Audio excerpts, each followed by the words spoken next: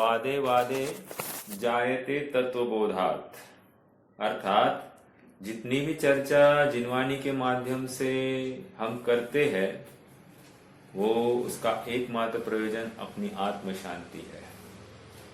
यदि इस चर्चा का फल आत्म शांति नहीं आया है, आत्म स्वरूप के प्रति रुझान झुकाव नहीं आया है, तो हमने वह जिनवाणी के रूप में पढ़ी ही नहीं है। वो शास्त्र नहीं शस्त्र है, अर्थात इसी का हम इस प्रकार प्रयोग करेंगे, अर्थात इन्हीं वचनों का इस प्रकार प्रयोग करेंगे जो हमको स्वयं को संसार में भटकाएंगे।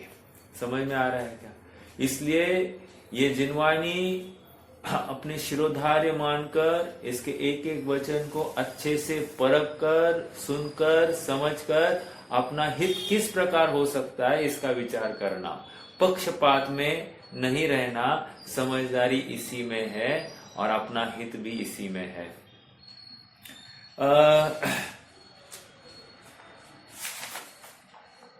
चर्चा प्रवचन सार ग्रंथ के माध्यम से अपनी 44वीं गाथा तक आई है।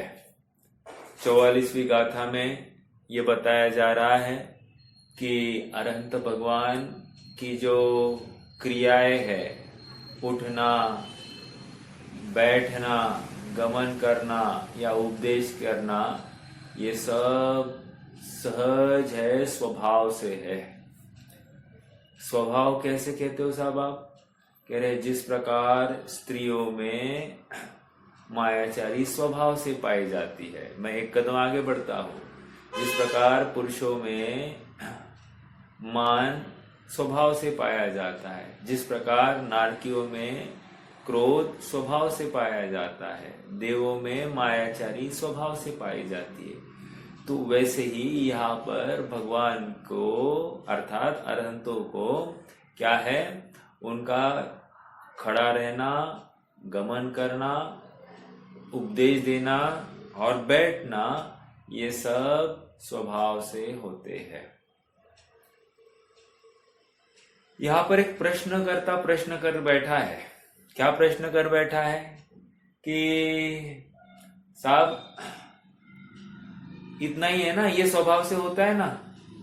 यदि ये क्रियाएं हो रही है, देखो जैसे मुझे बोलना है तो विकल्प किए बिना बोल नहीं सकता, अर्थात राग किए बिना मैं बोल नहीं सकता। मुझे गमन करना है तो कोई विकल्प किए बिना मैं गमन नहीं कर सकता। उसी प्रकार अरहंतों का भी होना चाहिए। तो आप कहते हो वो सहज है, राइट? तो हमारे भगवान भी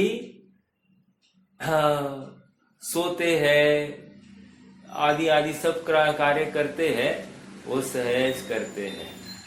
या भगवान के जितने भी कार्य हैं वे सब सहज है। समझ में आया?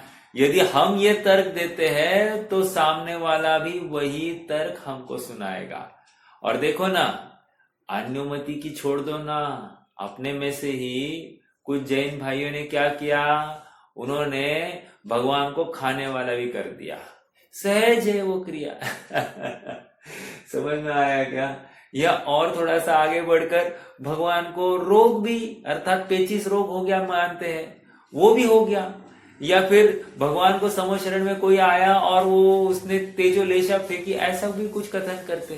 कह रहे ये जो बातें हैं ये भी सहज हो गया, ऐसा मानो। तो कह रहे साहब ऐसा नहीं हो सकता। समझ में आ रहा है क्या? अर्थात विपरीतता होने लग गई। तो फिर उसके लिए आचार्य देव ने अगली एक गाथा लिखी है। गाथा का पाठ पहले करते हैं और फिर अपन भाव को समझेंगे। गाथा नंबर 45।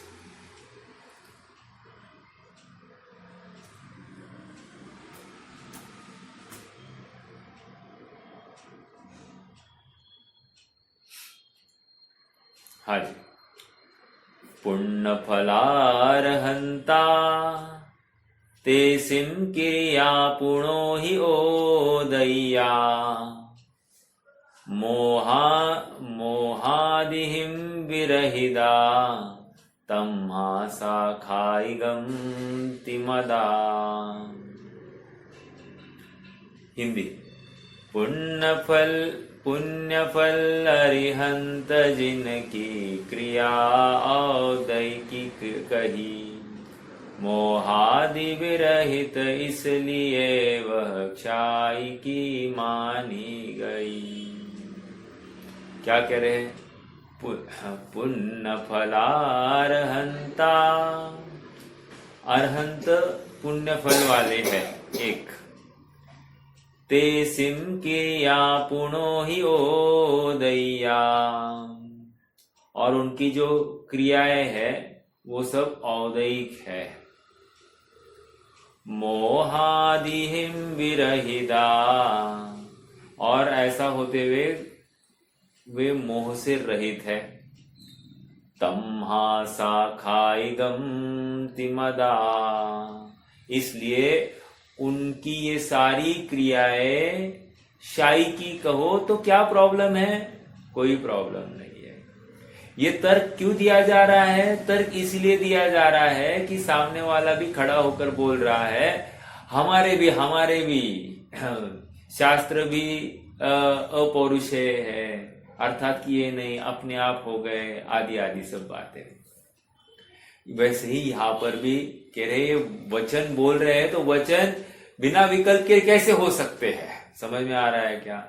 ऐसा स्पष्ट प्रश्न उसका है, और जिसके फल में उत्तर यहाँ पर लिखा गया है कि पुण्य फला अरहंता, अर्थात उनको रुचि नहीं है, मोह नहीं है, सब कुछ जानते हैं लेकिन मोह नहीं है।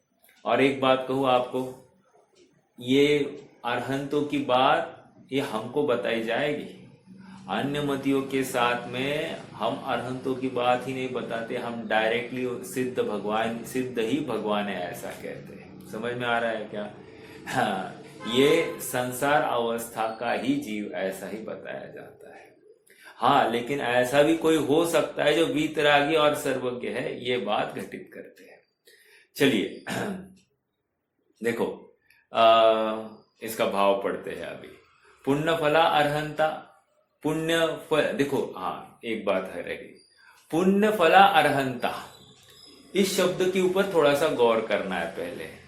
पुण्य फला अरहंता क्या भला है? ये क्या है पुण्य फला अरहंता?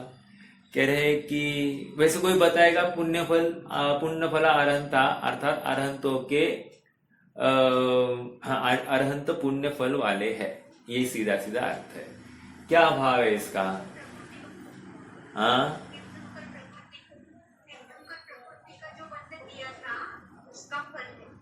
उसका फल है, ठीक है। तीर्थंकर प्रकृति का बंध किया था, उसका ये फल है। ओके ओके, ठीक है। और कोई?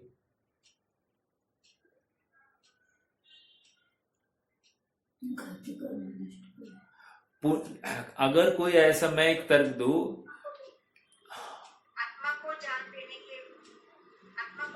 से जो भी फल मिला है हाँ, वो भी कह सकते। अच्छा, नहीं नहीं नहीं नहीं, साता वेदने में घुसना मत। अभी ये वितरागी हो गया है जीव, सर्वज्ञ हो गया है, अब उनको साता वाता कुछ बोलना नहीं, बोल दिया तो तकलीफ होती। हाँ, देखो ऐसा है कि पुण्य फल वाले है, अर्थात पुण्य से अरहंत होता है ऐसा नहीं समझना। यहाँ पर अरहंत अवस्था में सहज उनका पुण्य फला हुआ दिखाई देता है। एक उदाहरण देता हूं तो थोड़ी सी बात आपको समझ में आएगी। देखो,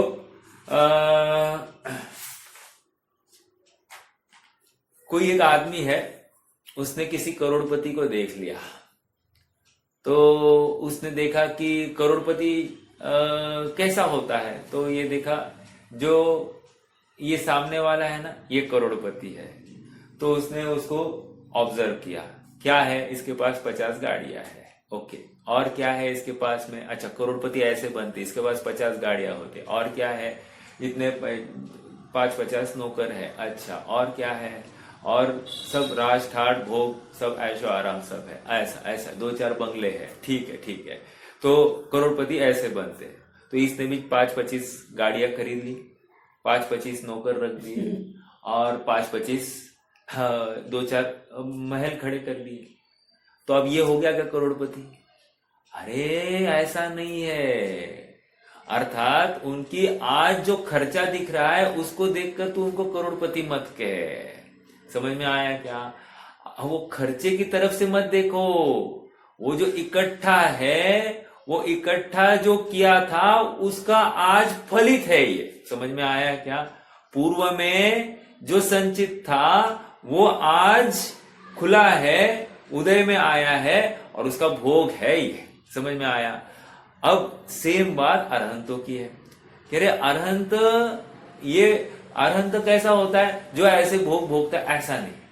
कह रहे हैं जिनका उदय सहज ऐसा आ गया है, ठीक है, इसको हम अरहंत कहते हैं। पुण्य फला अरहंता, अर्थात पुण्य फलित हो गया है जिसका, उसको अरहंत कहते हैं। ठीक है? हाँ, पुण्य करने से अरहंत होते ऐसा नहीं, पुण्य फलित हुआ है जिसका, उसको अरहंत कहते हैं। देखो महत्वपूर्ण बात, पुण्य करने से अरहंत नहीं हुए हैं। अर्थात मैं पुण्य कमाऊं तो मैं अरहंत हो जाऊं, ऐसा नहीं। पुण्य फला है जिसका, उसको अरहंत कहते हैं। और अरहंत कैसे बनते हैं? किसी को कोई मालूम है अरहंत कैसा, किस क्यों बनता है, किसको बनता है, किन परिणामों से बनता है, किन भावों से बनता है?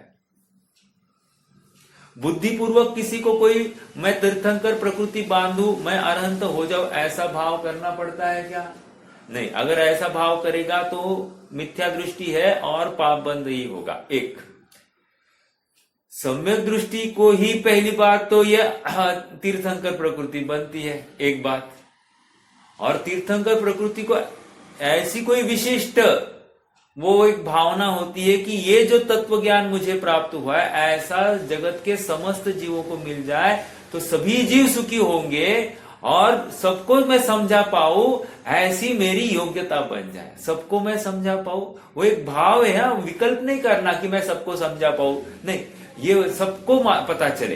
अभी सबको पता चले, इसमें ही ऐसा एक भाव आ जाता है, तो वो अबुद्धिपूर्वक भाव कह सकते आप, क्योंकि मूल तो तत्व ज्ञान है साथ में, तत्व निर्णय है साथ में, लेकिन सहज ही ऐसा भाव हो जाता है कि सबको ये प्राप्त हो जाए तत्व ज्ञान, और उसके फल में तीर्थंकर प्रकृति का बंध होता है। समझ में आ रहा है क्या? चाहता नहीं है तीर्थंकर प्रकृति का बंध हो जाए, लेकिन सहज ऐसे परिणाम हो जाते जिसको लेकर ये तीर्थंकर प्रकृति बंधती है। ठीक है? पुण्य फला का अर्थ ये इतना करना है कि जिन्होंने इकट्ठा कर करके पुण्य फला है, ऐसा नहीं। पुण्य को इकट्ठा करके तीर्थंकर प्रकृति हुई है, ऐसा नहीं। सहज ही ऐसा पुण्य उदित हो गया है कि जिसको लेकर तीर्थंकर अवस्था सामने दिखाई देती है। हाँ भैया, प्रश्न है क्या? हाँ,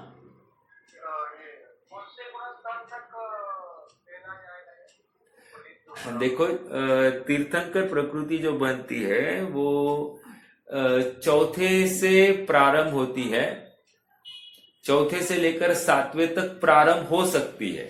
मतलब चौथे में प्रारंभ हो सकती है, 5वें में प्रारंभ हो सकती है, 6वें में प्रारंभ हो सकती है, 7वें में भी प्रारंभ हो सकती है। 7वें क्या मतलब पूर्व भाग में, ठीक है, और 8वें के चौथे भाग तक बंधती रहती है। चौथे से चालू हो गई, उसका भी 8वें के चौथे भाग तक बंधती रहेगी। अर्थात अभी 8वें के चौथे भाग तक बनना मतलब क्या? वो कौन सी भूमिका है? वो 8वें की भूमिका कौन सी है? स्वभाव में स्थित है, तभी भी बंध रहा है। अर्थात कोई ना कोई अबुद्धिपूर्वक विकल्प चल रहा है। समझ में आ रहा है क्या? हाँ, 7वें में क्या कर रहा है? वो भी अबुद्धिपूर्वक विकल्प चल रहा है। तो इस न्याय से तीर्थंकर प्रकृति बांधने के लिए कोई प्रयास नहीं होता है, मुझे तो ये कहना है।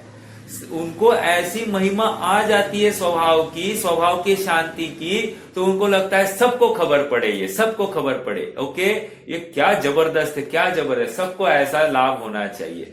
बस इतनी सी भावना के बल पर उनको तीर्थंकर प्रकृति बन जाती है। ठीक है? चौथे से 7वें प्रारंभ होती है और 8वें के चौथे भाग तक बनती है। हाँ बोलिए।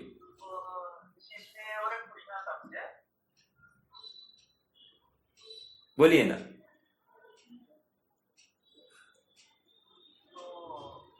सभी जो जो भी जैसे आठवें गुरुस्थान तक यही भावना होते होंगे, तो लेकिन सभी को वो प्रकृति मन नहीं रही, हाँ, तो मतलब एग्जैक्टली क्या है फिर वो?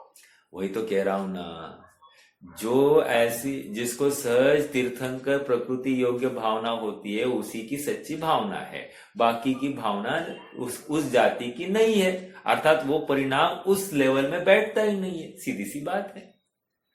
फिर उसको अपन एक प्रशस्त राग के खाते में डाल सकते हैं, उसके ऊपर कुछ नहीं। समझ में आ रहा है क्या? हाँ। और क्या बता सकते हैं अपन, और सभी करते ही ऐसा बोलकर हमने तो सबके मन की बात परख ली, लेकिन ऐसा नहीं ना, किसी को राग होता है, किसी को भी उस जाति के परिणाम ऐसा हो सकता है। हाँ, लेकिन उस जाति का कोई विशिष्ट जीव ही करता है, जिसको होना है वही करेगा ना, जिसको नहीं होना वो कैसे करेगा? नहीं करेगा। समझ में आ रहा है क्या? हाँ, अभी हमको लग रहा है कि नहीं हम तीर्थंकर प्रकृति बांधे, लेकिन आश्चर्य की बात, पंचम काल वाला कोई भी तीर्थंकर प्रकृति अभी यहां से तो बांध नहीं सकता। पहले तो सम्यक दृष्टि चाहिए, सम्यक दृष्टि होने के बाद में तीर्थंकर बंधे नहीं बंधे वो बहुत आगे की बात है। समझ में आया? हाँ, जो किसकी बात चलती है, समंतभद्र स्वामी की बात चलती है ना, 23वें तीर्थंकर होने वाले, तो क्या उन्होंने तीर्थंकर प्रकृति बांधना चालू किया है क्या? अभी तक नहीं किया। ठीक है, चलिए। हाँ भाभी जी, आपका प्रश्न था, बोलिए, प्रश्न क्या था?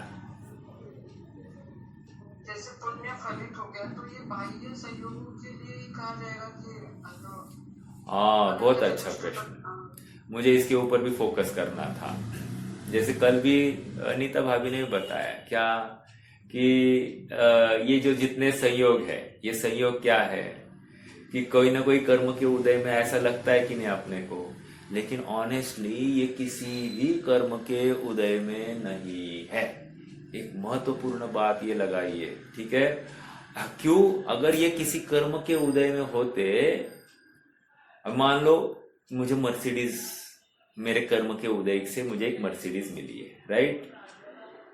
अब मर्सिडीज में मान लो मैं बैठा नहीं, मात्र ड्राइवर बैठा है, तो ड्राइवर का कर्म का उदय है कि नहीं है मर्सिडीज मिलना?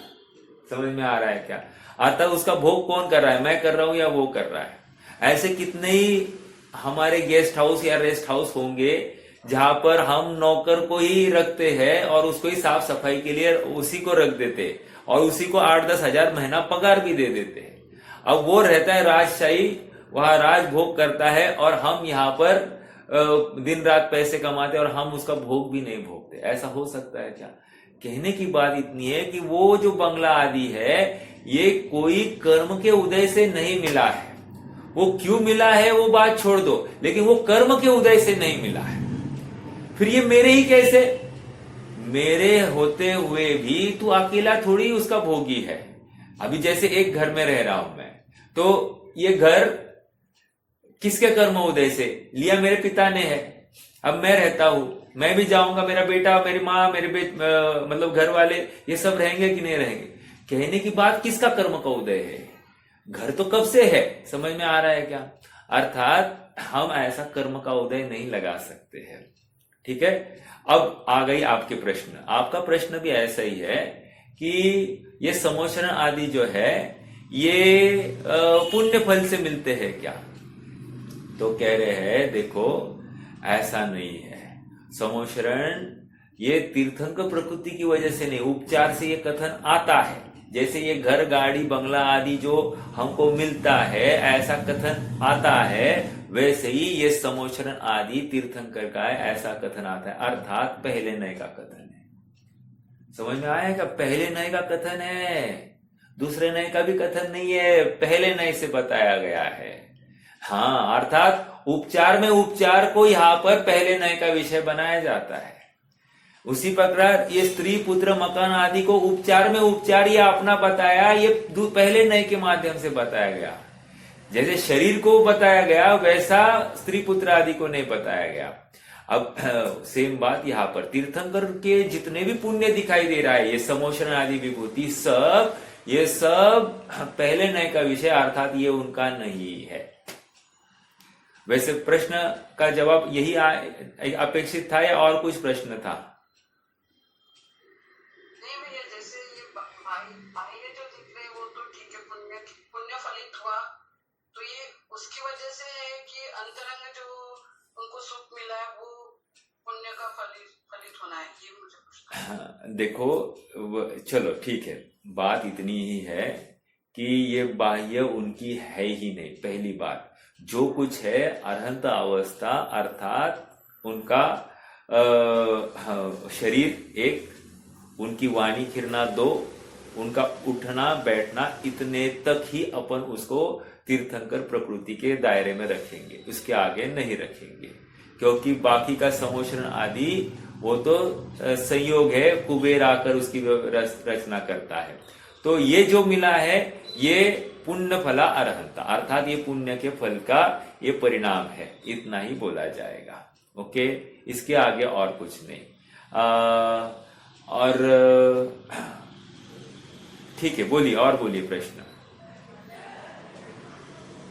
नहीं, वो अंतरंग जो अनंत चतुष्टय प्राप्त होता है उसको क्या है कि फिर पुण्य का फल? नहीं, अनंत चतुष्टय तो धर्म है, धर्म है। और तीर्थंकर प्रकृति ये तो शुभ भाव है, और वो शुभ भाव अर्थात संसार का कारण है वो तो। ओके, अब ये कैसे हो गया? तो वो प्रशस्त राग जो शुद्ध परिणति के साथ में जो प्रशस्त राग था, वो उस प्रशस्त राग के बल पर यह कार्य होता है। बस इसके ऊपर और कुछ नहीं कहना है, ठीक है। हाँ, but conclusion over here is कि पुण्य फला अरहंता कहकर ये पुण्य फल वाले हैं, अर्थात पुण्य करके ऐसा फलित होता है, ऐसा बिल्कुल नहीं लेना, ठीक है। अरहंत पुण्य फल वाले हैं, अर्थात पुण्य कर करके ये अवस्था नहीं पाई जाती, बुद्धि पूर्वक कोई पुण्य बांधा नहीं जा रहा है, ठीक है। ये सब अबुद्धि पूर्वक या उस जाति का प्रशस्तपना है, उसको लेकर उनको तीर्थंकर प्रकृति बनती है, ठीक है। वो मुझे क्लियरिटी नहीं हुआ, बाहरी सहयोग ऊपर कुछ उद्देश्य नहीं था। हाँ, अरे गोमट सार की बात है ये, गोमट सार की बात है।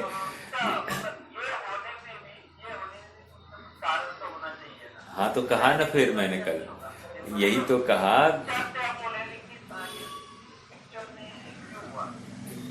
अब क्यों नहीं लेना ये आप मुझे बताइए, फिर मैं क्यों हुआ ये बता सकता हूं। देखो, बात इतनी सी है कि हम कैसे डिफाइन करें कि ये घर कौन से कर्म प्रकृति की, मेरी कर्म प्रकृति है या बच्चे की कर्म प्रकृति है या माता की कर्म प्रकृति, किसकी प्रकृति है बताइए ना।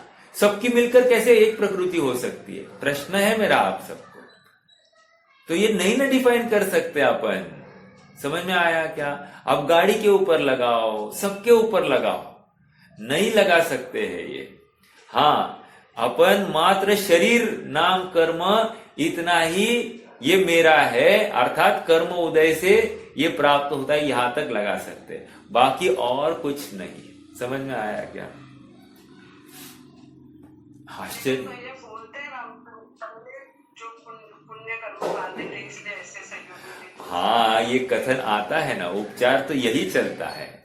अब मैं एक कदम आगे बढ़ू क्या? देखो, उपचार तो बिल्कुल ये है और भाषा भी यही है, लेकिन प्रैक्टिकली देख रहे हैं ना कि अभी मान लो, चलो एक राजा भरत है, चक्रवर्ती भरत, वो 6 खंड को अपना मान रहा है कि नहीं?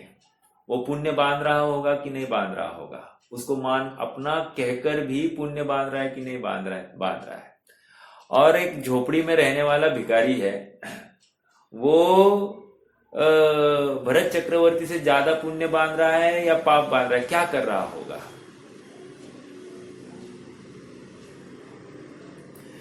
प्रैक्टिकली देखा जाए तो कदाचित ये झोपड़ी में रहने वाला पाप भी बांध रहा होगा, और प्रैक्टिकली देखा जाए तो चक्रवर्ती वहां पर पुण्य बांध रहा है। वो कह रहा है लेकिन मान नहीं रहा है ये सब मेरी है। तो ये कथन चलते हैं, विरोध नहीं है, अपना लौकिक व्यवहार चलने के लिए इसको स्वीकृति दी गई है जिनागम में। लेकिन जब कर्णानियोग की परिपाटी से देखा जाए, एक चरणानियोग की परिपाटी में हमने इनको अपना कहा, लेकिन जब कर्णानियोग की तरफ से देखा जाता है तो कोई कर्म प्रकृति नहीं दिखाई देती ना इनके बारे में, तो हम कैसे कहे ये अपने हैं? समझ में आ रहा है क्या? इसलिए इनको अपना नहीं कहा जाता है। ठीक है, तो कर्णानियोग की परिपाटी में ये नहीं बैठते, और कर्णानियोग सिद्धांत की अपेक्षा बात करता है, इसलिए वो ज्यादा पावरफुल हो गया, इसलिए ये अपना नहीं है, अर्थात उनके बारे में कुछ भी कथन करना योग्य नहीं है। ठीक है, तो अपेक्षाएं है, जिस अपेक्षा से कथन है उस अपेक्षा को समझना है। हाँ जी, चलिए आगे बढ़ना है क्या? देखो, अनंत भगवान पुण्य वाले हैं, पुण्य फल वाले हैं, और उनकी क्रिया अवदय की है, मोहादि रहित है। इस कारण वह अवदय की क्रिया भी क्षाय की मानी गई है। वैसे मुझे और एक बात बतानी थी। कल की गाथा में बात यह आई थी कि ज्ञार्थ रूप परिणाम ये ज्ञान से प्रॉब्लम नहीं है, ज्ञान से ये ज्ञार्थ रूप बंध नहीं होता है, या फिर कर्म उदय भी बंध का कारण नहीं है, ये बात हो गई। एकमात्र मोह राग द्वेष यही बंध का कारण है। मुझे इसी के तर्ज पर समय सार की 35वीं गाथा 35, वहां पर क्या कहा? ज्ञानम पच्छक खानम, ज्ञान ही प्रत्याख्यान है, अर्थात जैसे ही ज्ञान हो गया सहज ही त्याग हो गया, अर्थात जब तक ज्ञान नहीं था तब तक त्याग भी नहीं हो रहा था। ये समझ में आया क्या? फिर से मैं कौन सी बात खड़ी कर रहा हूं? ज्ञान ही प्रत्याख्यान है ऐसा कहा जाता है, तब भी समझना मोह राग द्वेष वश ही बंद होता है और ज्ञान को लीडर किया जाता है, अर्थात ज्ञान का वैसा संयोग उसके साथ में है ना, इसलिए ज्ञान को बंध का कारण कहा जाता है। ठीक है, ये और एक आधार मैंने आपके सामने रखा कि ज्ञान ही बंध का कारण है। ठीक है, और एक बात, अज्ञानी कहता है मैं नहीं जानता तो अच्छा होता, अब जानने से मैं ज्यादा दुखी होता हूं। ऐसा हो जाता है क्या? जैसे देखो, अपना बेटा अपने को ठगा रहा है, तो हमको अब तक मालूम नहीं, तो हमको तकलीफ है क्या? नहीं। लेकिन जैसे ही पता चला कि बेटा कुछ गलत कार्य कर रहा है तो हमको फिर आकुलता हो रही कि नहीं? हो रही है। बेटा वही है, बस पहले जान नहीं रहे थे तो हमको अनुकूलता भाषित हो रही थी, और जैसे ही जान लिया कि ये गलत कर रहा है तो हमको आकुलता हो रही कि नहीं? हो रही। तो जानना दुख का कारण हुआ कि नहीं? जानना दुख का कारण हुआ कि नहीं? तो कह रहे नहीं नहीं नहीं, जानना दुख का कारण नहीं, तुम्हारा बेटे में जो मोह राग द्वेष है, वो मोह राग द्वेष की वजह से तुम्हारी इच्छा के अनुसार तुमने एक कल्पना की कि ये ऐसा ही परिणाम है, वैसा नहीं परिणामा, इसलिए उस साचे में बैठा नहीं लड़का, तो इसको लेकर तुमको दुख है। तुमको दुख इसका बिल्कुल नहीं है कि लड़का अनुकूल परिणामा है या प्रतिकूल परिणामा है, तुम्हारी कल्पना के बाहर जाकर कल्पना से बाहर गया है ना, वो तुम्हें स्वीकार नहीं है, और इसको लेकर तुमको मोह राग द्वेष होते हैं। समझ में आया क्या? अर्थात जानना ये बंध का कारण नहीं है या दुख का कारण नहीं था, जानने के साथ में जो मोह राग द्वेष था वो दुख का कारण था, वो बंध का कारण था। समझ में आया? लैपटॉप निकालना वो, ठीक है, आगे बढ़े। ये एक बात थोड़ी सी और क्लैरिटी में लानी थी, क्योंकि इसके बारे में थोड़ा सा भ्रम चलता है। हाँ जी, इस गाथा का भाव आचार्य अमृतचंद्र तत्व प्रदीपिका टीका में इस प्रकार करते हैं। जिनके पुण्य रूपी कल्प वृक्ष के समस्त फल भली भांति पक गए हैं। क्या भाषा है देखो, जिनके पुण्य रूपी कल्प वृक्ष के समस्त फल भली भांति पक गए हैं, उन अरहंत भगवान की जो भी क्रिया है वह सब पुण्य के उदय के प्रभाव से उत्पन्न होती है। एक एक शब्द के ऊपर गौर करना। पुण्य के उदय के प्रभाव से उत्पन्न होती है। कौन सी क्रिया है? मेरा प्रश्न है, भगवान की कौन सी क्रिया है? कौन सी क्रिया की बात कर रहे हैं? पुण्य के फल में कौन सी क्रिया है? हाँ, यस, उठना, बैठना, विहार करना और उपदेश देना। ये जो क्रिया है ये क्या है? पुण्य के फल में हो रही है। Only this much, nothing more than that. बाकी समोशरण आदि का उनका कुछ भी रोल नहीं है। ठीक है? हाँ, महावीर भगवान के समोशरण में मैंने कल भी बताया था, कल परसों मतलब 2-3 दिन में, महावीर भगवान के समोशरण में 3 लाख श्राविकाएं, 1 लाख श्रावक, कितने हो गए? 4 लाख तो यही हो गए थे। और क्या तिर्यंच कितने होंगे? और क्या असंख्यात देव। ये सब देव देविया सब असंख्यात, ये सब मिलकर एक समोशरण में बैठते थे। अर्थात इतने जन एक समोशरण में विराजमान थे।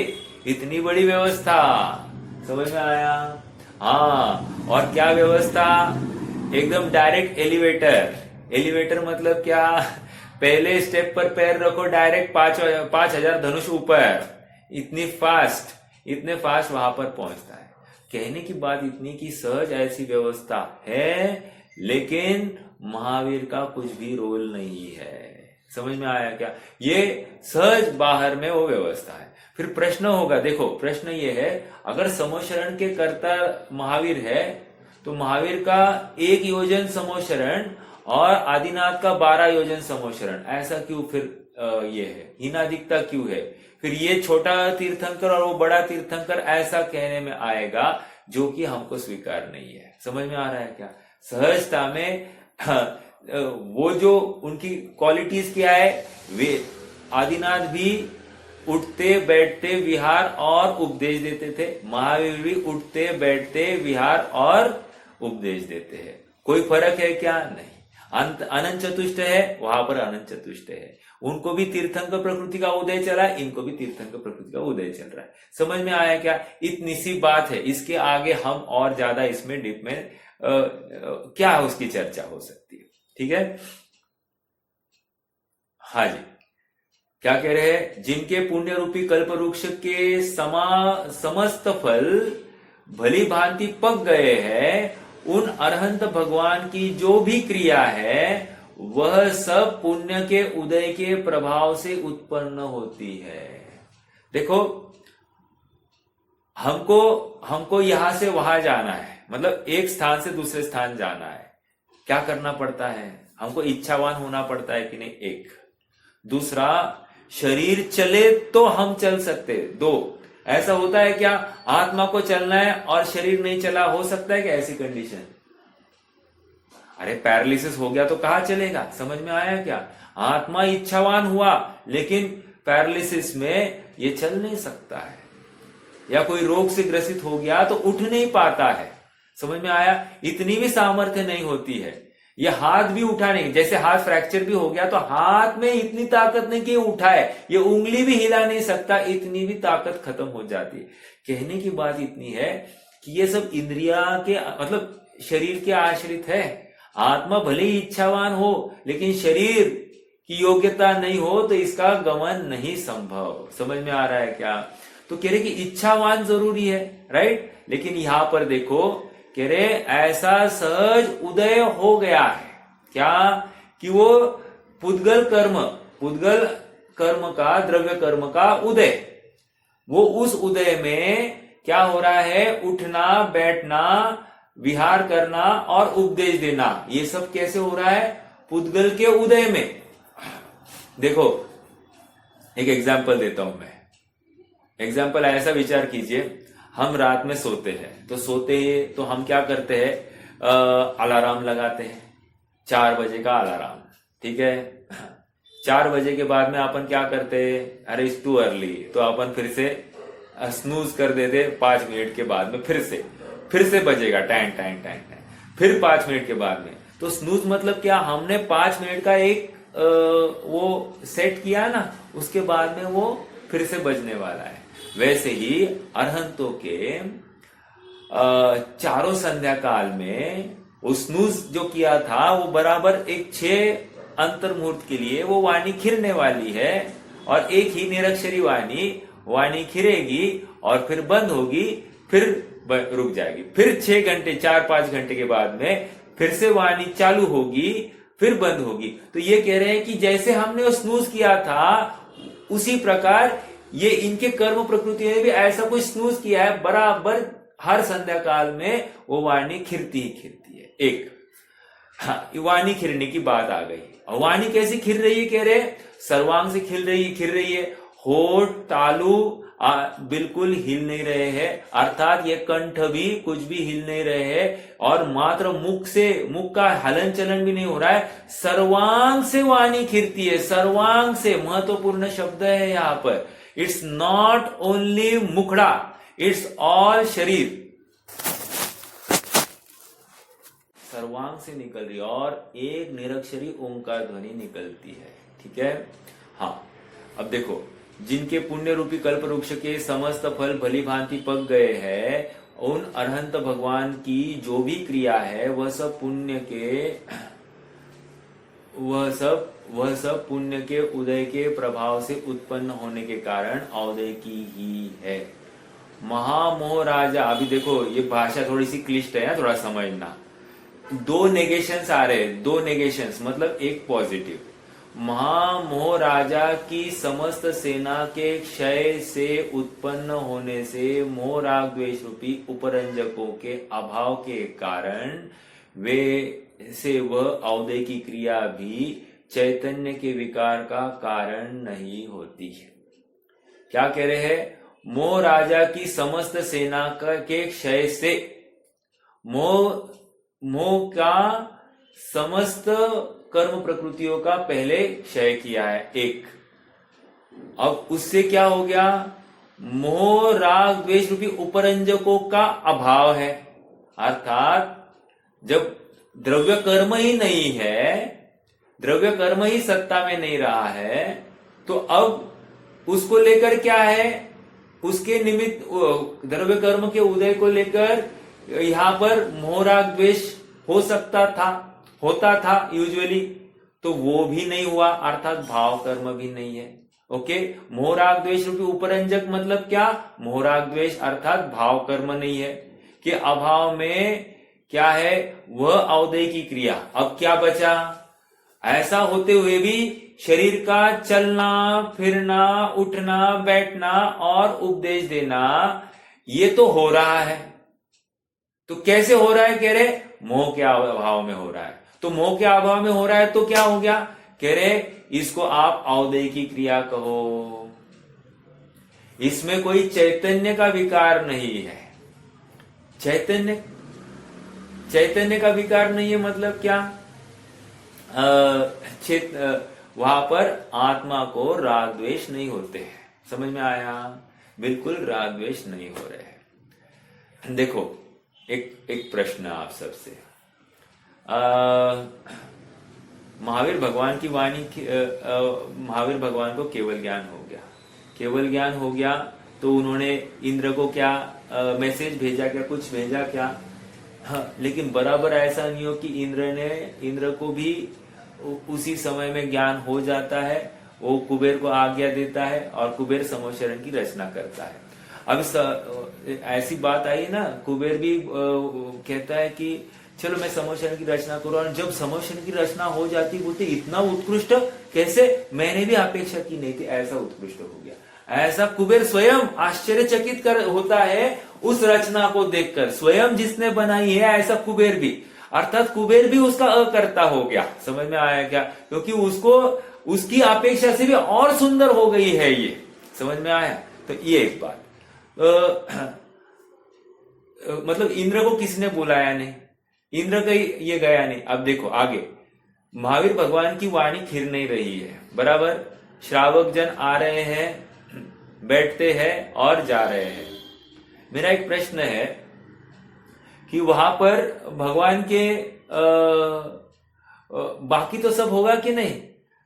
जैसे क्या है वो भावमंडल है कि नहीं वहां पर?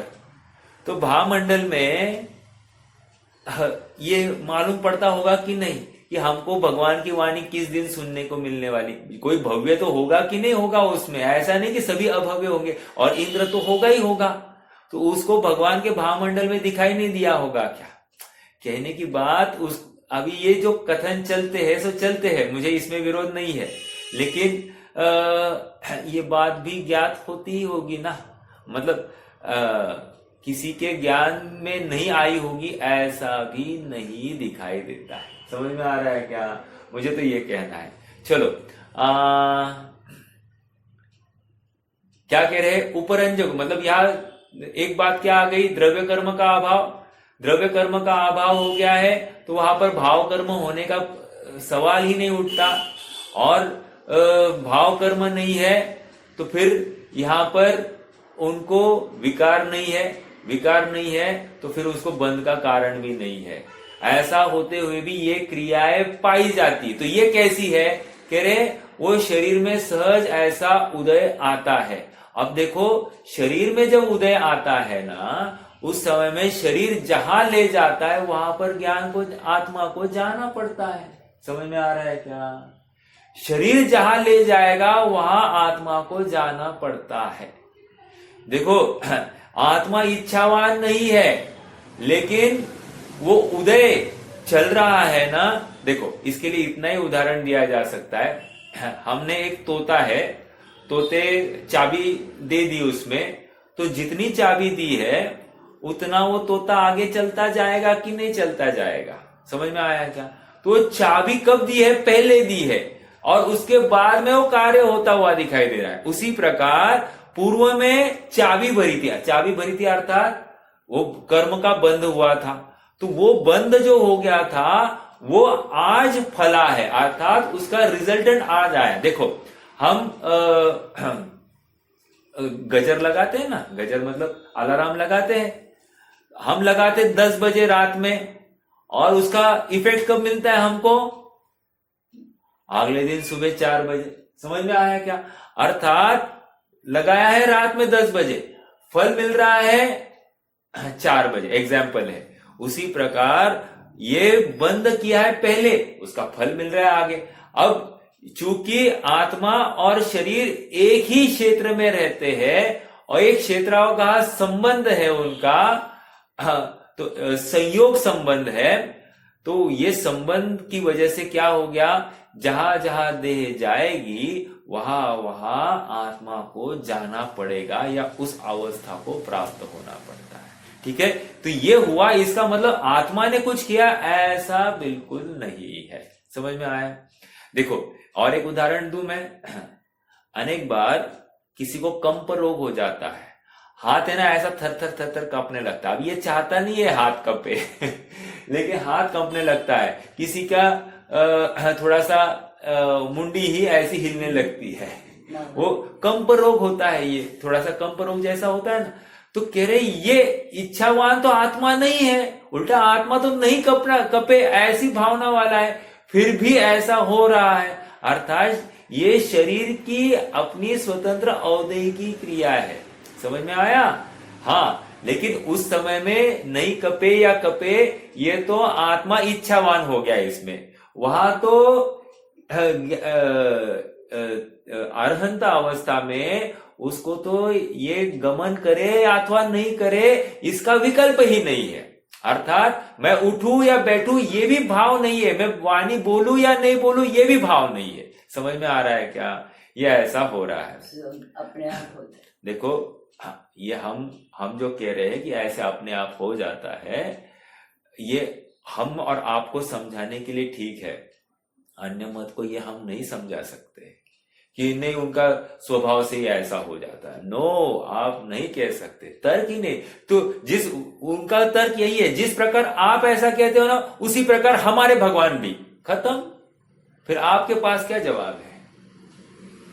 समझ में आया क्या? उसी प्रकार हमारे भगवान भी एक औरत रखते हैं, लेकिन उसमें कोई उनको रति नहीं है, उनको वो विकार सताता नहीं है, उनकी सर्वज्ञता को आँच नहीं है। अब ऐसा बोलेंगे तो समझ में आ रहा है क्या? आपके पास क्या है पॉइंट टू डिफेंड? कुछ नहीं है। इसलिए फिर हमको सिद्ध अवस्था दिखानी पड़ती। देखो वो पूर्ण अवस्था है है? और ये जो बात है अवधि की क्रिया, ये बंध का कारण नहीं है, ये इसको शाही की ही कहो। अर्थात ये उदय आया और फल देकर चला गया, नवीन बंध कहाँ हुआ? तो इसलिए इसको हम अवधि की क्रिया, इस अवधि की क्रिया को हम शाही की क्रिया कह रहे। तो इसमें क्या प्रॉब्लम है? कोई प्रॉब्लम नहीं। ऐसा तर्क हम आपस में दे सकते जो जिनेंद्र भगवान को स्वीकार करते हैं, अर्थात उनका इस अवस्था की स्वीकृति और उस अवस्था में वितरागपना और सर्वज्ञपना आप एक्सेप्ट करते हो, तो ही ये तर्क आपको समझाया जाएगा। नहीं तो हमको आपको भी तर्क देना नहीं है। ठीक है, चलिए आगे बढ़ते हैं। इस कारण उक्त अवधि की क्रिया को कार्यभूत बंध की अकारणता और कार्यभूत मोक्ष की कारणता के कारण शाही की ही क्यों न मानी जाए। एक फिर से ये शब्द थोड़े से जंबल करते हैं, लेकिन जंबलिंग कुछ नहीं है। मैंने आपको पहले अभी 1 मिनट पहले ही समझाया कि जब इससे कोई बंध हो ही नहीं रहा है तो फिर हम ये उदय आया, शरीर में फल दिया, आत्मा को कोई उसको लेकर राग द्वेष विकार नहीं हुआ, तो बंध ही नहीं हुआ। जब बंध ही नहीं हुआ तो कर्म आके खिर के चला गया, अर्थात अब उसका कोई वो अकर्म रूप हो गया, तो नवीन बंध नहीं है। और नवीन बंध नहीं तो अब इससे क्या होने वाला है? अब स्टॉक खत्म हो रहा है कर्मों का, अर्थात जीव मोक्ष अवस्था को प्राप्त होने वाला है कुछ ही काल में। अब देखो यही बात है, देखो इस कारण उक्त अवधि की क्रिया को कार्यभूत बंध की, अवधि की क्रिया कारण और उसका कार्य क्या? बंध। ऐसा नहीं है, क्यों? उसकी अकारणता है। समझ में आया? हमारे मतलब सांसारिक जीव की क्या बात होती है? अवधि की क्रिया कारण और नवीन कर्म का बंध, ये कार्य। ऐसा कारण कार्यपना दिखाई दे रहा है। ओके, हाँ, लॉजिकली हमने ये भी बात चर्चा की है, जब तक कर्म का उदय है और जब तक जीव विकार नहीं करता है तब तक बंद नहीं होता है। बट ऐसा देखा जाता है जब भी इसको राग द्वेष हुआ है, सामने वहां पर कर्म का उदय दिखाई ही देता है। समझ में आ रहा है क्या? और एक बात समझाता हूं।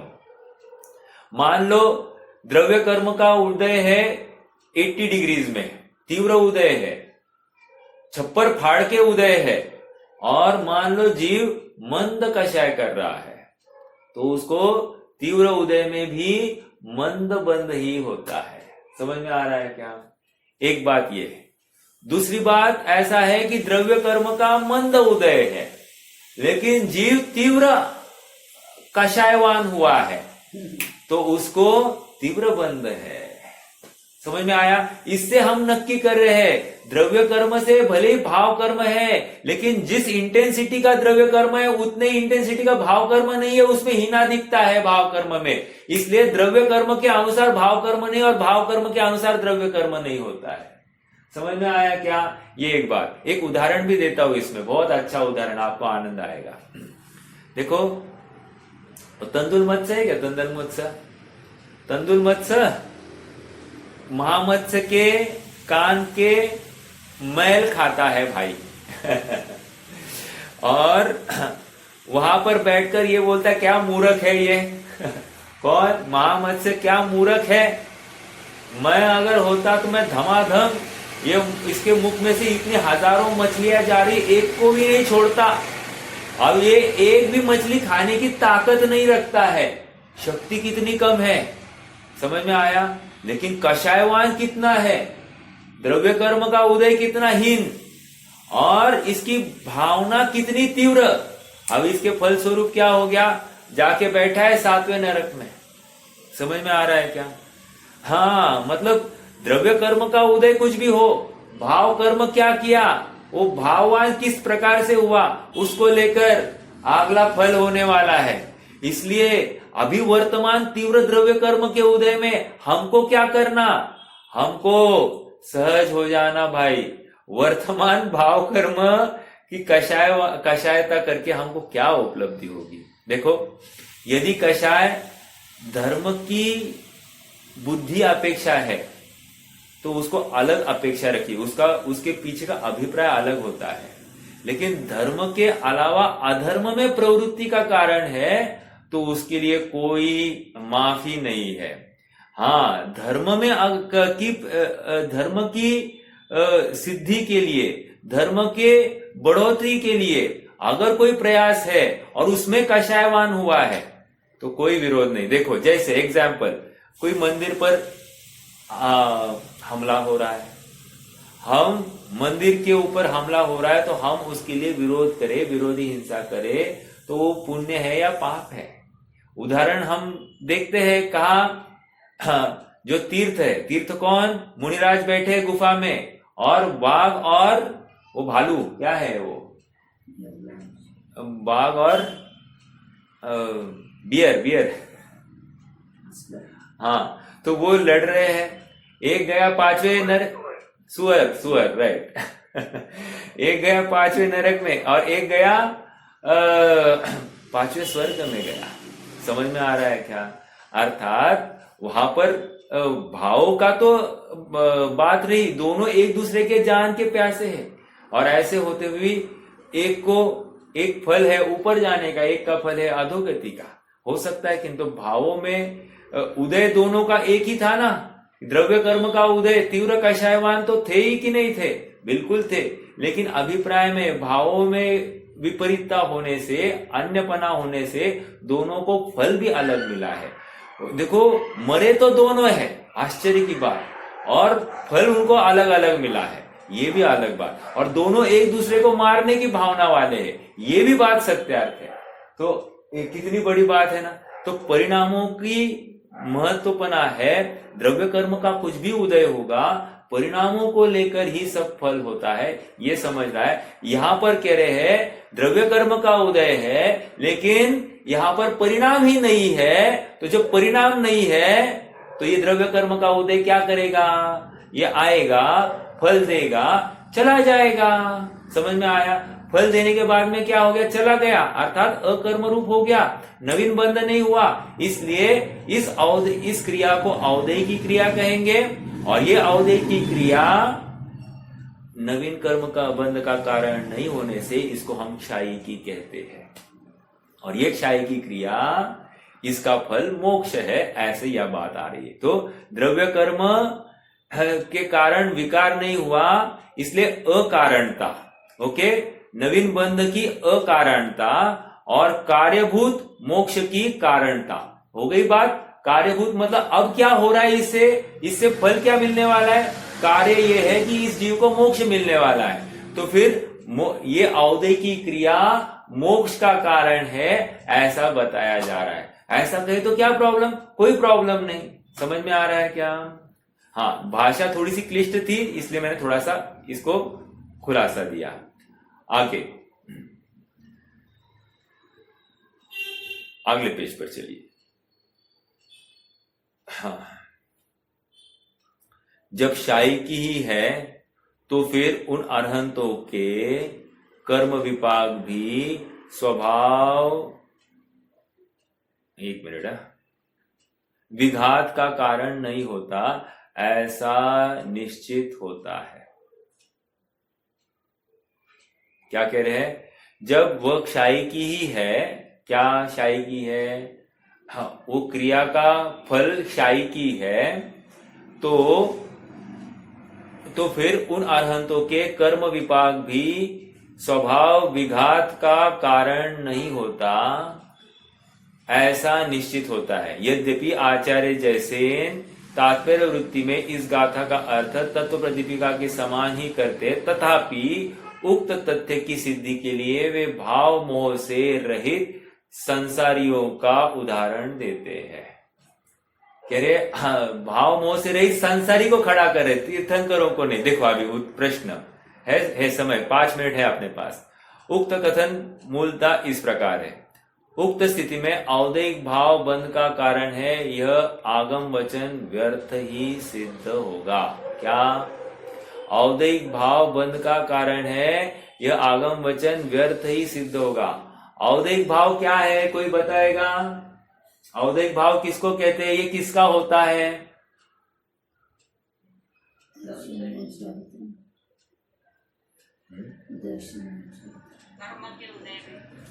कर्म के उदय को लेकर जो जीव में भाव पाया जाता है उसको औदैहिक भाव कहते हैं। उदय को लेकर जो जीव का भाव पाया जाता है उसको औदैहिक भाव कहते हैं। ठीक है, औदैहिक भाव कितने हैं?